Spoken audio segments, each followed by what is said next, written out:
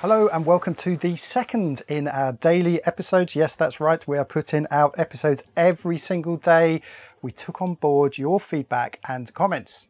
A few of you have asked who won the rally and did Esper win? We're coming on to that later. But first, here's a little bit of light wind sailing with some ambient background noise.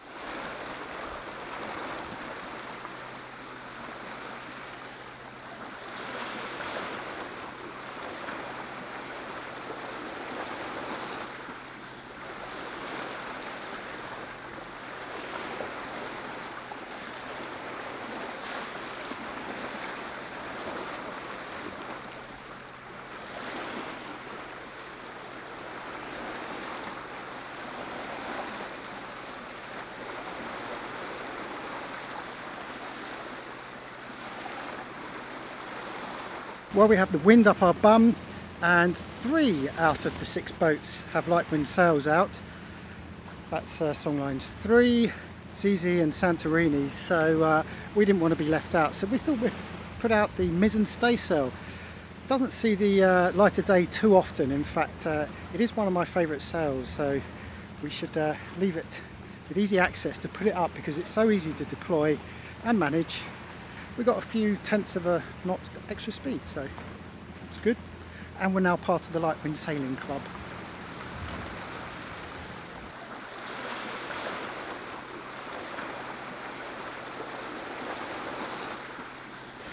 Oh, it was so nice to get that mizzen staysail out and do some light wind sailing, wasn't it? Because you don't often get the chance. Yeah. And of course the running joke with Asia generally is that the wind is always on the nose whenever there is wind, and we do seem to find that, don't we? We spend a lot more time motor sailing than really sailing, to be honest with you. So is it fair then to call the winner of the rally? Who won the Sabah rally? Yeah, interesting, because a rally isn't a race. They're two different things. A rally is just a group of boats going from A to B, maybe making a few stops on the way. We've done 2 of them, haven't we? Yeah, and the 2 rallies we've done have actually been to avoid piracy. Those are really the reasons why we've done it. First one in the Red Sea to get around Somalia, and then this one to go through a pirate area. Hey, talking of pirates, by the way, here's a pirate looking to take your money. My nose is about to fall off. Slightly bumpy anchorage last night. The swell did calm a little, but yeah, whatever. It is what it is. It is the only exposed anchorage we'll go to apart from Turtle Island, hopefully. So yeah, we decided all to leave around about 6 o'clock rather than 6:30 just to push on. And this is the longest run we're going to be doing today. It's 50 miles. It's also potentially one of the most dangerous in terms of security. Yesterday though, we did have a pilot boat with us the whole day, which was good to see, but I think that's because there's a marine police station based down there, so not sure if they'll be with us today. But anyway, usual story, need my coffee and then I will tend to my peeling nose.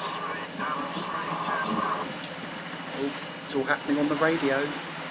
As Liz mentioned, with this particular rally we had to closely coordinate it with ESCOM, that's the East Sabah Security Command. Yes, I think you got it right. It's basically a whole load of blokes in uniform with big guns and fast boats. Yeah, police, coast guard, all that. Really good. Yeah, but in order to coordinate the rally, we had to elect a lead boat. Yes, and on this occasion it was lovely Sharon and gorgeous Lindsay who became our leaders for the whole series. Being the lead boat doesn't mean we're in front all the time. Normally we're at the back somewhere because we're fairly slow, but basically what it is, we become the liaison between the rally group and ESCOM and Sail Malaysia. Rather than everybody contacting ESCOM when they've got an issue, we as a group, rally group, discuss things. If we've got something we want raised with ESCOM or Sail Malaysia, then we take it to them. If ESCOM have got a problem with anything that they want the rally group to adhere to, then they come through us and we pass it on to the rest of the group. So basically we're the middleman.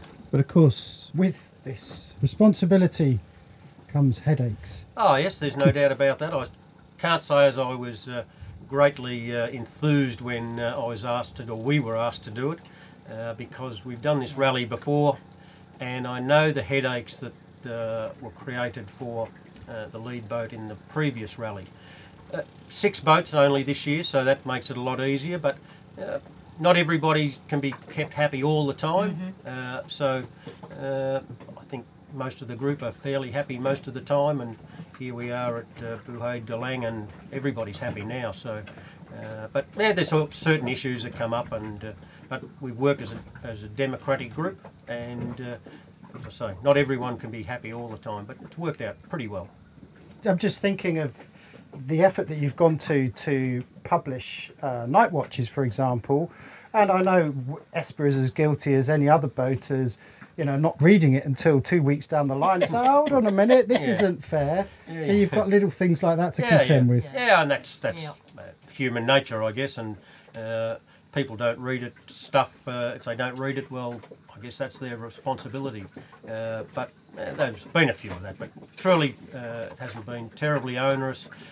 We've taken the attitude that we've tried to give people as much information as we could. Today we handed out the final itinerary going back. I like to give people something in writing so they can refer to it, go back to it and look at it. But yeah, the night watch is always contentious. Always contentious. In any rally. We've got more flies here than we had in the jungle. Mind you, we have got mangrove all around us everywhere. It's a bit jungly. Not mozzies, just flies. They're everywhere. Lots and lots of horrible, nasty little flies there. Fortunately, they weren't mosquitoes. They didn't bite. So that was okay. Right, just before Christmas in that last video, we did ask you about mid-roll ads, those horrible mid-roll ads, and what you thought of them and what you were seeing. I have to say, most people were seeing a lot better ads than what I get to see. But they think we're in Malaysia, don't they? So we get weird Malaysian ads. Yeah, we get stuff in Chinese and Malaysian.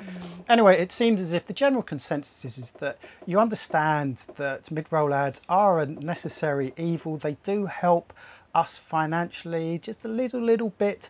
And I guess we're seeing mid-roll ads now pretty much across the whole of YouTube. I mean, all the channels I watch on YouTube, they all run mid-roll ads. And so it is what it is. Yeah, and we from now on are restricting them to just one per video. One mid-roll ad. Yes, one mid-roll ad per video. The other thing about ads, of course, is that you can block them. I know some people said they used ad blockers. Please, if you use an ad blocker, just put in a little filter to not block Follow the Boat channel ads, because it really does help us and we would appreciate that. Of course, there is YouTube Premium as well, so that's a subscription-based service, and if you pay YouTube for your monthly subscription, that gets around seeing ads. You don't see ads at all. No, that's right, and we're also trying to help by doing our little here's an ad, so that you're kind of forewarned. It doesn't just jump in the middle of something you're watching. Yes, which might be a bit odd if you're not seeing ads and we introduce an ad and it doesn't turn up. But hey, look, we're just doing what we can. Some people just got a blank screen as well, didn't they? That's what they said. One person put a comment and he said he saw an ad he liked so much he bought something. Wow. There you go. Guess it's working. Yeah. Ken Pole says, chins up guys, ads are a small price to pay for this Canadian landlocked and currently snowed in sailor's escape from lockdown. Thank you, Ken. I think that pretty much sums up most people's sentiment towards mid-roll ads. So we do appreciate you putting up with them and putting up with us.